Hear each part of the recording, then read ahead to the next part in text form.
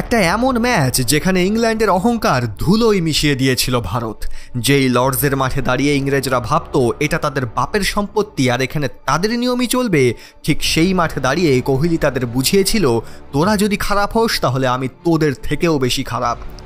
লর্ডসের এই মাঠে ইংল্যান্ড বিশ্বের প্রত্যেকটি টিমকে ডেকে আনতো তাদের অপমান করে হারাবে বলে, কিন্তু সেই দিন তাদের সামনে ছিল কোহলির ভারত। আর সেই ম্যাচে ভারত ভরা স্টেডিয়ামে ইংল্যান্ডকে এমন অপমান করে হারায় যে ম্যাচ শেষ হওয়ার আগেই ইংরেজ দর্শকরা লজ্জায় স্টেডিয়াম ছেড়ে পালিয়ে যায়। আর যারা থেকে যায় তারা সাক্ষী হয়ে যায় সেই ইতিহাসের, যেই ইতিহাসের গল্প আজ আমি আপনাদের শোনাবো। লর্ডসের সকালটা ছিল একটু ধোয়াটে, আকাশে হালকা মেঘ আর গ্রাউন্ডে ঠান্ডা বাতাস বইছে। এমন দিনে সাধারণত ব্যাটসম্যানদের একটু সামলে খেলতে হয়, কারণ পিচে হালকা সুইং থাকে আর নতুন বল মানেই বাড়তি চ্যালেঞ্জ। ইংল্যান্ড জানতো যে এই কন্ডিশনে ভারতের ব্যাটসম্যানরা প্রথম থেকেই চাপে থাকবে, তাই প্রথম 1-2 ঘন্টার মধ্যে কটা উইকেট তুলে নিতে পারলেই ভারতের গলা চেপে ধরবে তারা। কিন্তু ইংরেজ ক্যাপ্টেন জো রুট জানতো না যে এটা ছিল কোহলির ভারত, যারা যে কোনো চ্যালেঞ্জকে মোকাবেলা করার জন্য প্রস্তুত ছিল। যথারীতি ভারত প্রথমে ব্যাট করতে নামলো। একদিকে রোহিত শর্মা, যার ব্যাটিং নিয়ে কোনো সন্দেহ নেই, আর অন্যদিকে ক্লাসিক রাহুল, যার শর্ট সিলেকশন একদম টপ ক্লাস। ভারতের শুরুটা ছিল কিছুটা চাপের মধ্যেই, কিন্তু সেই চাপে যেভাবে এই দুইজন খেলছিল তাতে ভারতীয় দর্শকদের মনের ভয় কিছুটা দূর হলো। প্রথম কয়েক ওভার দুজনে একটু দেখে খেললো। অন্যদিকে ইংল্যান্ডের বোলাররা কন্টিনিউয়াসলি 135-40-এর গতিতে বল করে যাচ্ছে, যার মধ্যে জেমস অ্যান্ডারসনের খতরনাক সুইং। পিচে বল পড়ার পর সেটাকে জাজ করা অত্যন্ত কঠিন হয়ে যাচ্ছিল, কিন্তু রোহিত আর রাহুল মাথা ঠান্ডা রেখে অফ স্টাম্পের বাইরের বলগুলোকে ছেড়ে দিচ্ছিল। ইংল্যান্ডের বোলাররা ক্রমশ চাপ বাড়াতে থাকায় রোহিত আর রাহুল মিলে প্ল্যান করলো যে তারা এমনভাবে ব্যাটিং করবে যাতে ইংল্যান্ডের বোলাররা একই লেন্থে বারবার বল না ফেলতে পারে, এতে ব্যাটিং করা কিছুটা সহজ হবে। রোহিতের এই প্ল্যান কাজ করলো। কিছু ওভার দেখার পর রোহিত এবার তার ফর্মে ফিরল। রোহিত এবার এতটাই সেট হয়ে গিয়েছিল যে অ্যান্ডারসন বা অলি রবিনসনের মতো বোলারদের কনফিডেন্সের সাথে পুল শট মারছিল। দেখে মনে হচ্ছিল লর্ডস যেন মুম্বাইয়ের ওয়াংখেড়ে হয়ে গেছে। অন্যদিকে KL রাহুল তার ব্যাটিংয়ের ক্লাস দেখাচ্ছিল। ড্রাইভ, লেট কাট, স্টেপ আউট করে 4। রাহুলের এত সুন্দর সুন্দর শট যেন লর্ডসের সৌন্দর্য আরও বাড়িয়ে দিচ্ছিল। দেখতে দেখতে রোহিত শর্মা তার 50 পূর্ণ করলো, তখনও ভারতের এক উইকেটও পড়েনি। অন্যদিকে ইংরেজ বোলাররা চিন্তায় পড়ে গেল, কারণ তারা যেই প্ল্যান করেছিল সেটা পুরোপুরি ফেল হয়ে গেছে। কিন্তু সেই দিন ভারতের ওপেনিং জুটি কোনো বাধ মানছিল না। তারা ক্রমাগত ইংলিশ বোলারদের টেস্ট নিচ্ছিল আর একের পর এক 4 মারছিল। একটা সময় দুইজন মিলে 100 রানের পার্টনারশিপ করে ফেললো, আর এটা দেখে ইংরেজ ক্যাপ্টেন জো রুট লজ্জায় মাথা নিচু করে নিল, কারণ গোটা স্টেডিয়ামে ইংরেজ দর্শকরা কফি হাতে ভারতের করুণ অবস্থা দেখতে এসেছিল, কিন্তু তার বদলে তারা ইংল্যান্ডের করুণ অবস্থা দেখছিল। প্রায় অর্ধেক দিন কেটে গেল, কিন্তু ভারতের কোনো উইকেট পড়ল না।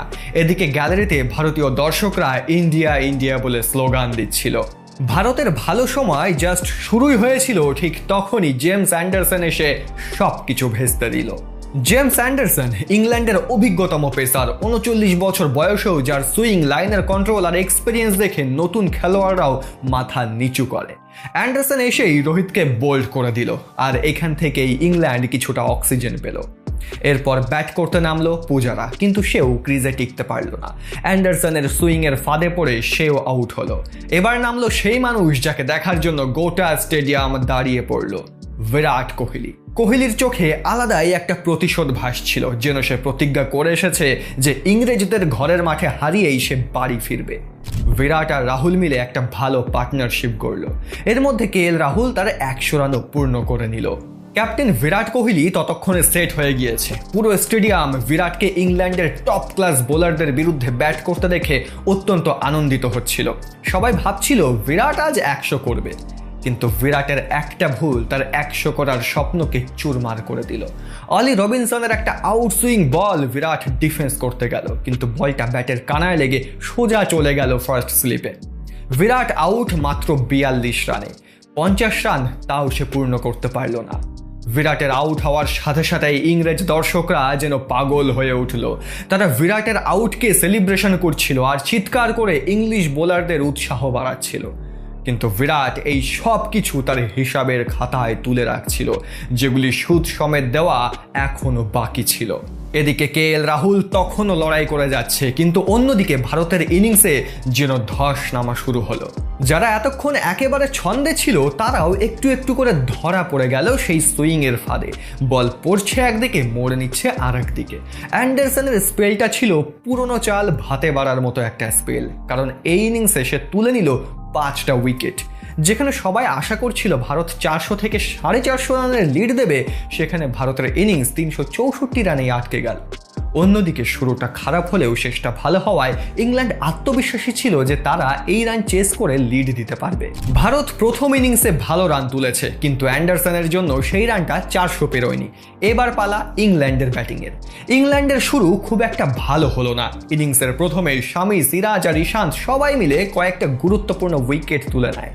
ভারতের ফিল্ডাররাও একেবারে তৎপর, যেন কিছুতেই ম্যাচ হাতছাড়া হতে দেবে না। কিন্তু ঠিক সেই জায়গায় একাই দাঁড়িয়ে গেলেন জো রুট, ইংল্যান্ডের অধিনায়ক। কিন্তু এই ইনিংসে তিনি যা দেখালেন সেটার জন্য ইন্ডিয়ান টিম মোটেই প্রস্তুত ছিল না। ঠিক যেন বিরাট কোহলির মতো স্টাইলে খেলছিলেন তিনি। প্রথম দিকে ধৈর্য ধরে আউটসুইং বলগুলো ছেড়ে দিলেন, তারপর আস্তে আস্তে স্কোর বাড়াতে শুরু করলেন। এমন শট খেলছিলেন যেগুলো দেখে কমেন্টেটররাও বারবার বলছিল, this is a master class. Off drive, square cut, late glance, প্রত্যেকটি শটের মধ্যে ছিল তার নিয়ন্ত্রণ আর আত্মবিশ্বাস। বললে বিশ্বাস করবেন না, সেই দিন রুটের ব্যাট যেন কথা বলছিল। তিনি একা হাতে খেললেন 180 রানের অপরাজিত ইনিংস। চারপাশে যখন উইকেট পড়ছে তখন তিনি একদম শান্ত, মাথা ঠান্ডা রেখে টেনে নিয়ে গেলেন ইংল্যান্ডকে 391 রানে। এর ফলে ইংল্যান্ড একটা ছোট্ট লিড পায় 27 রানের।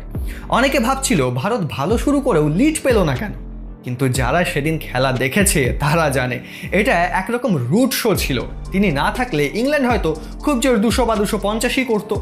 যাই হোক, ইংল্যান্ড তাদের ইনিংস শেষ করলো 391 রানে।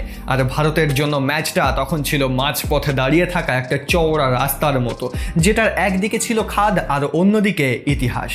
বিরাট কোহলি জানতো যে এই পরিস্থিতি থেকে যদি ভারত একটা বড় লিড না দিতে পারে, তাহলে ঘরের মাঠে ইংল্যান্ডকে হারানো অসম্ভব হয়ে যাবে, আর ভারতকে বয়ে বেড়াতে হবে সেই লজ্জার যন্ত্রণা।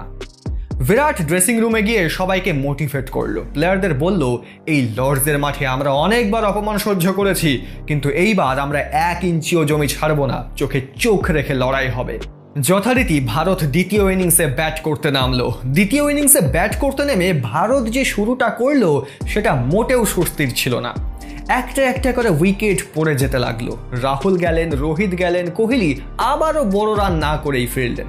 বোর্ডে তখন স্কোর দাঁড়িয়েছে 95-3।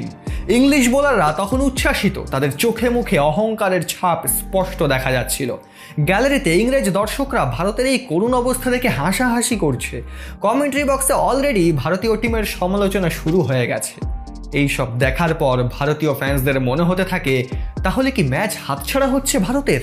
ঠিক এই মুহূর্তেই ক্রিজে এলেন আজিঙ্ক্য রাহানে, আর অন্যদিকে লড়াই করছিলেন চেতেশ্বর পূজারা। দুজনেই জানতো আর একটা উইকেট পড়লেই ভারতের ইনিংসের ধস নামবে, তাই শুরু করলেন একদম ধৈর্য ধরে খেলা।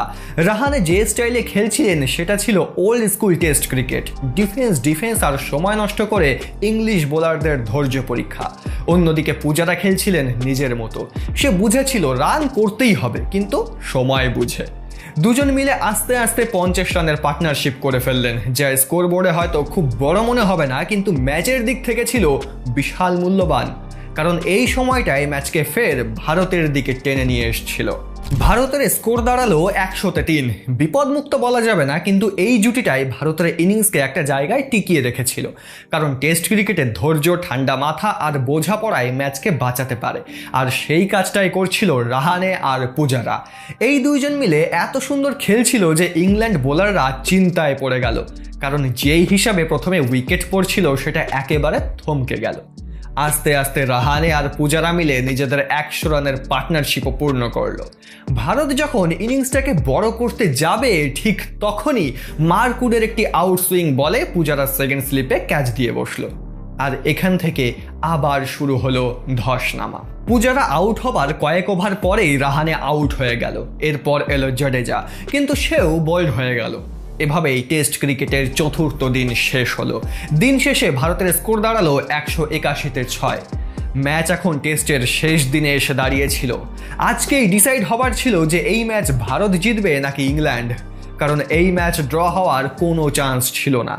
যথারীতি ঋষভ পান্থ ব্যাট করতে আসলো। সবাই আশা করছিল অন্তত ঋষভ কিছু রান করে ভারতকে লিড দেবে, কিন্তু ইংলিশ বোলারদের সামনে যেন সবাই হাঁটু গেড়ে দিচ্ছিল। ঋষভ পান্থ মাত্র 22 রান করে আউট হলো। তারপর ব্যাট করতে আসলো ইশান্ত শর্মা, সেও টিকতে পারল না। ইংল্যান্ড ম্যাচে আবার কামব্যাক করছিল। তারা জানতো কম রানে ভারতকে আটকাতে পারলে তাদের জয় নিশ্চিত, কিন্তু টেস্টের শেষ দিনে এমন কিছু চমক অপেক্ষা করছিল যেটা ইংল্যান্ড কোনোদিন স্বপ্নেও কল্পনা করতে পারেনি। ভারতের তখন 8 উইকেট পড়ে গেছে। ব্যাটিং করছে শুধু 2 জন, মোহাম্মদ শামি আর জসপ্রীত বুমরা। দুজনেই মূলত বোলার, কিন্তু ওই দিন ওরা ছিলেন একেবারে ভিন্ন রূপে। কয়েক ওভার যেতে না যেতেই শামির ব্যাট থেকে বেরিয়ে এলো দুর্দান্ত স্ট্রোক, স্কোয়ার কাট, পুল, এমনকি ছক্কাও।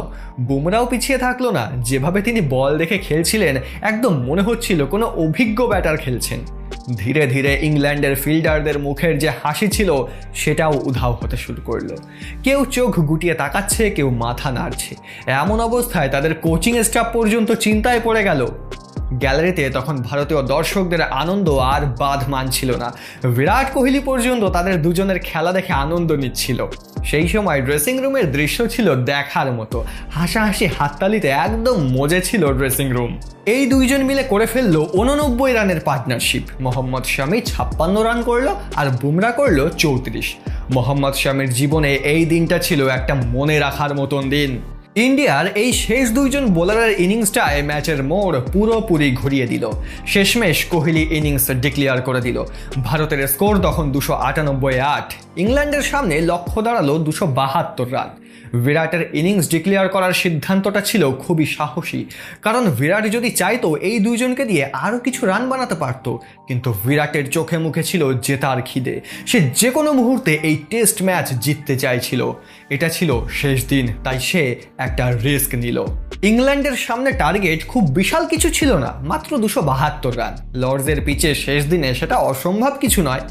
অনেকেই ভাবছিল এই ম্যাচ তো ড্র হয়ে যাবে, কেউ কেউ আবার একটু সাহস দেখিয়ে বলছিল ইংল্যান্ড হয়তো জিতেই যাবে। কিন্তু এই সব হিসাবকে একেবারে পাল্টে দিলেন বিরাট কোহলি। ভারতীয় ক্যাপ্টেন হিসাবে ওই ইনিংসে তিনি যা করলেন তা শুধু কৌশল ছিল না, সেটা ছিল একটা ম্যান ম্যানেজমেন্টের মাস্টার ক্লাস। ইনিংসের শুরুতেই বুমরা আর শামি বল হাতে এলেন, আর তখনই কোহলির ফিল্ড সেট আপ দেখে অনেকেই চোখ কপালে তুললেন। স্লিপ তো ছিলই, তার সঙ্গে silly mid off, forward short leg gully, এমনকি একটা সময় 4 জন ফিল্ডার হেলমেট পরে একসাথে দাঁড়িয়েছিল ব্যাটারের চারপাশে। এইরকম সেট আপ সচরাচর দেখা যায় না। এমনকি কমেন্টেটররাও বলছিল Kohli has set up a ring of fire, a full pressure cage. England ব্যাটাররা একটু অস্বস্তিতে পড়ে গেলেন, কারণ শুধু বোলিং নয়, এই ফিল্ডিংও তাদের মাথার ওপর চাপ বাড়িয়ে দিচ্ছিল। কোহলি দাঁড়িয়েছিলেন একদম সামনে, চোখে মুখে হালকা হাসি, আর মাঝে মাঝে খেলোয়াড়দের বলছিলেন একটা বলেই সব বদলে যাবে।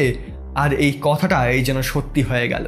প্রতিটা ওভারের পর বোলার বদল, ফিল্ডার বদল, নতুন কৌশল, যেন মাঠে একটা টিম নয়, একটা চলন্ত মেশিন চলছে, যার চালক হচ্ছেন বিরাট কোহলি।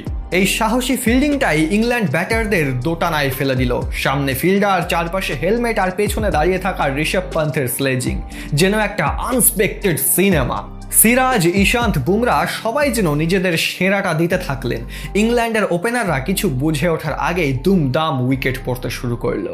ইশান্ত শর্মা তুলে নিলেন 2 উইকেট, তার লাইন লেন্থ ছিল নিখুঁত।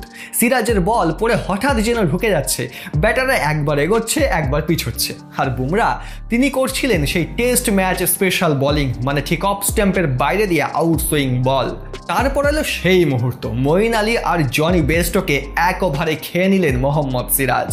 ব্যাস, তখনই বোঝা গেল ইংল্যান্ড আর লড়তে পারবে না। গ্যালারিতে তখন ভারতীয় দর্শকরা দাঁড়িয়ে উঠে চিৎকার করছে, আর ইংরেজ দর্শকদের মুখে হালকা নিস্তব্ধতা। ভারতীয় বোলারদের সামনে ইংল্যান্ড ব্যাটসম্যানরা পুরোপুরি দিশেহারা হয়ে গিয়েছিল। সবচেয়ে রোমাঞ্চকর মুহূর্ত এলো তখন, যখন সিরাজ শেষ উইকেটটা নিলেন। জেমস অ্যান্ডারসনের স্ট্যাম্প ছিটকে উড়ে গেল। ক্যামেরা জুম করলো কোহলির দিকে। সে হাত দুটো মুঠো করে চেপে ধরেছে, গর্জে উঠেছে, যেন বলছে এটাই আমাদের জবাব, এটাই নতুন ভারত। ইংল্যান্ড অল আউট হয়ে গেল মাত্র 120 রানে, আর ভারত জিতে গেল 151 রানে। লর্ডসের মাঠে ইংল্যান্ডের সামনে দাঁড়িয়ে এমন এক জয় যে শুধু ম্যাচ জয় নয়, এই জয় প্রমাণ করেছিল টেস্ট ক্রিকেটে শুধু রান নয়, আত্মবিশ্বাস, টেম্পারমেন্ট আর একটা টিম স্পিরিটই জয় এনে দেয়। ঋষভ পান্থ দৌড়ে এসে স্লাইড দিয়ে পড়ে গেল ঘাসে, যেন শিশুর মতো আনন্দ করছে। পুরো ড্রেসিং রুম উচ্ছ্বাসে ফেটে পড়ল। আর বিরাট কোহলি ইংল্যান্ডের দর্শকদের দিকে তাকিয়ে যেন বলছিল, remember my name, Virat Kohli. তখন স্টেডিয়ামে খুব বেশি ইংরেজ দর্শক ছিল না, কারণ তারা লজ্জায় প্রথমেই গ্যালারি ছেড়ে বেরিয়ে গিয়েছিল। আর সেদিন লর্ডসের মাঠে দাঁড়িয়ে থাকা ভারতীয় দর্শকরা একটা ঐতিহাসিক মুহূর্তের সাক্ষী হয়ে থাকলো। ক্রিকেটে এমন কিছু জয় থাকে যেগুলো শুধু পয়েন্ট টেবিলের নম্বর বাড়ায় না, ওগুলো একটা টিমের আত্মবিশ্বাস আর ভবিষ্যতের পথ তৈরি করে দেয়। এই ম্যাচটা ঠিক সেরকমই ছিল। লর্ডসের মতো ঐতিহাসিক মাঠে এভাবে জেতা মানে শুধু একটা ম্যাচ জেতা নয়, এটা মানে একটা দেশের নাম তুলে ধরা, নিজের জেদ প্রমাণ করা আর কোটি কোটি দর্শকদের মুখে হাসি ফোটানো। এই জয়টা ছিল এমন একটা গল্প যেটা ভারতীয় ক্রিকেট ফ্যান্সরা বারবার শুনতে চাইবে আর বারবার বিরাট কোহলির সেই আগ্রাসন দেখতে চাইবে। আর আজকে আমরা আপনাদের সেই গল্পটাই শোনালাম। বন্ধুরা, আপনাদের কি সেই 2021 সালের অ্যাগ্রেসিভ বিরাটকে পছন্দ, নাকি এখনকার শান্ত বিরাটকে? নিচে কমেন্ট করে জানান। আর ভিডিওটি ভালো লাগলে ভিডিওটিকে একটি লাইক করে দিন, আর এরকমই ক্রিকেটের ভিডিও দেখার জন্য চ্যানেলটিকে সাবস্ক্রাইব করে রাখতে পারেন।